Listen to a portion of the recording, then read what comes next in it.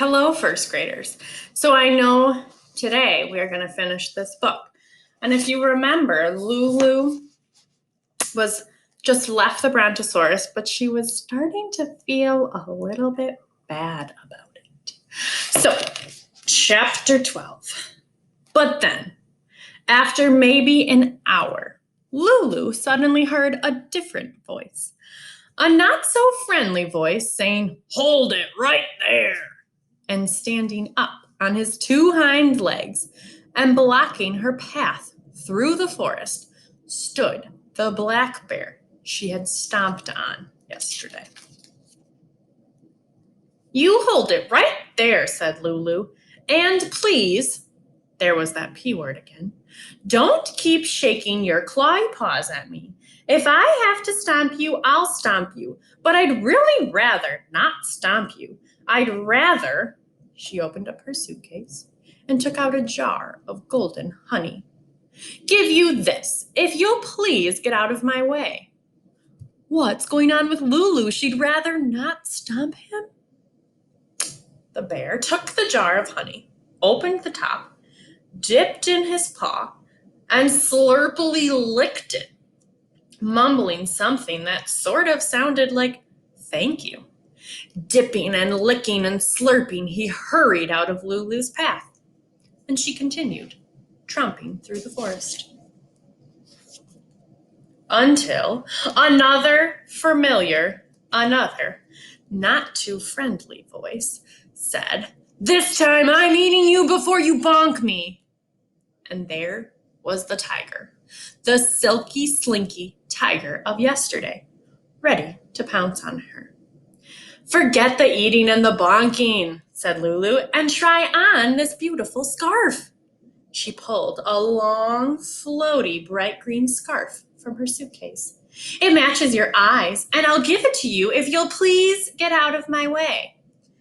And the tiger, happily wrapping the eye-matching scarf around her black and orange striped neck, growled something that sounded like "thank you," and slunk away.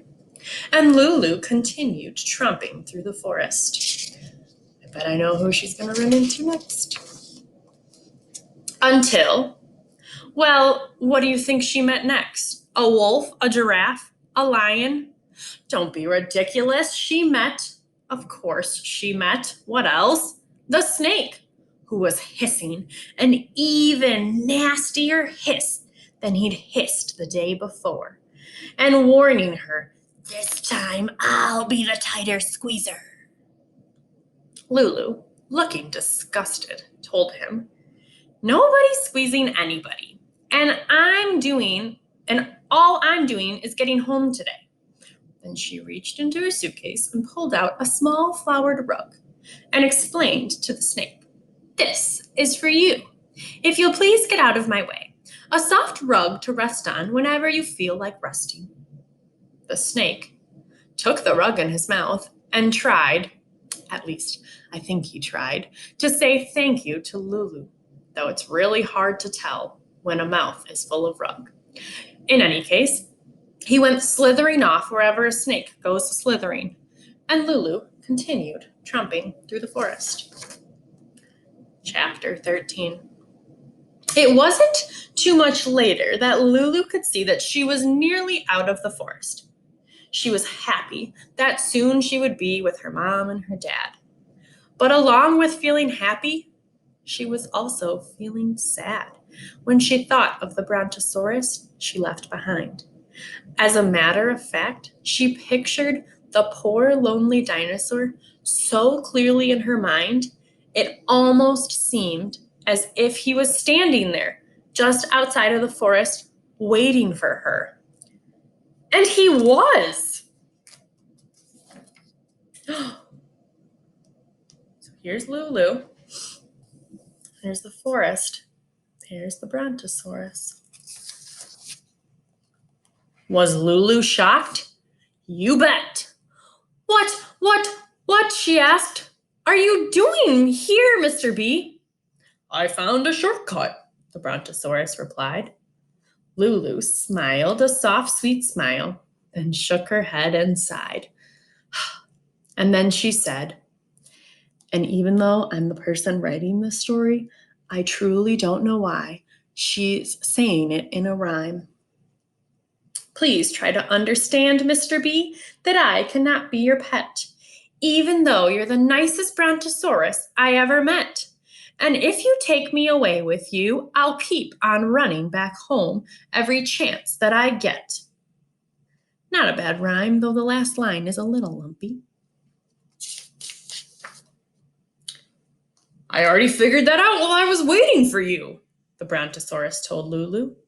I do understand that you can't be my pet, but please understand that I can't be your pet either. Well, Lulu understood, and the brontosaurus understood. It seemed that there was only one thing left to do. So they stood there, quietly looking at each other for a moment. And then they did it. The brontosaurus bent his long neck till his face was close to Lulu. He kissed her gently on the cheek and said, Happy birthday, little pet, and goodbye.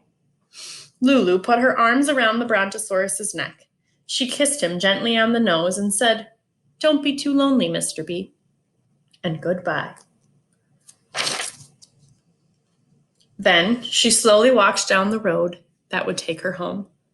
Then he slowly walked down the road that would take him home. And although Lulu and the brontosaurus remembered each other forever, they never saw each other again. The maybe end. Chapter 13 again.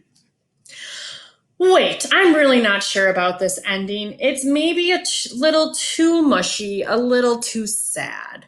But since I'm the person writing the story and I'm writing another ending, and you can decide which one you'd rather have.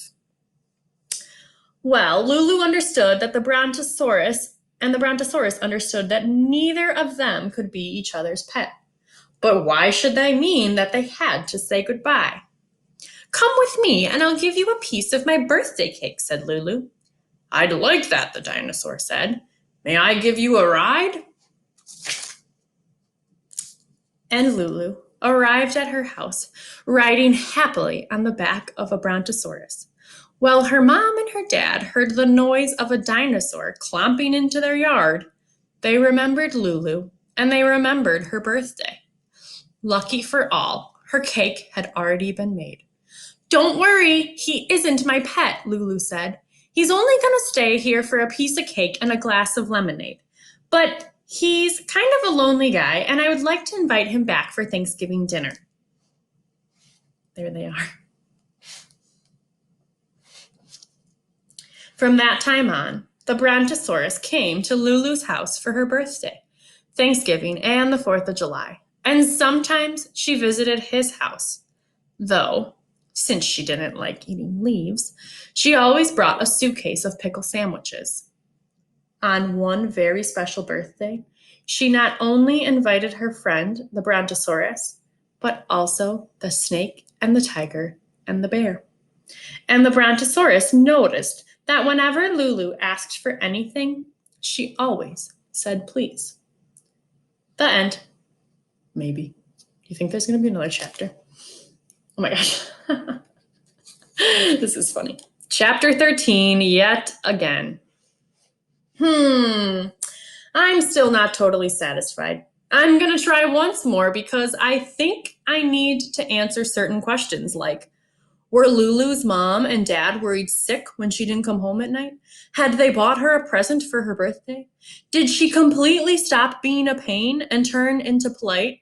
And how did all that stuff fit into her suitcase?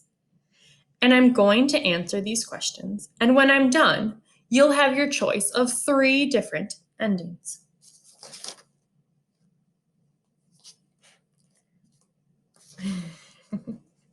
Well, Lulu understood, and the brontosaurus understood that though they couldn't be pets, they could be friends. So Lulu invited the brontosaurus back to her house for some birthday cake and introduced him to her mom and dad. They hadn't been waiting and worrying and wondering where she was because they had fallen asleep sipping their tea. And they didn't open their eyes till the Brontosaurus, with Lulu riding on his back, came clomp, clomp, clomping into their front yard. They gave her a silver necklace for her birthday.